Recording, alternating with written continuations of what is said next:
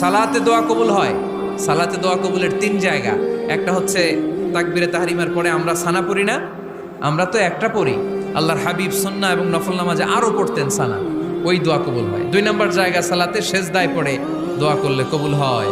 আকরাবু মা ইয়াকুনুল আবদু মির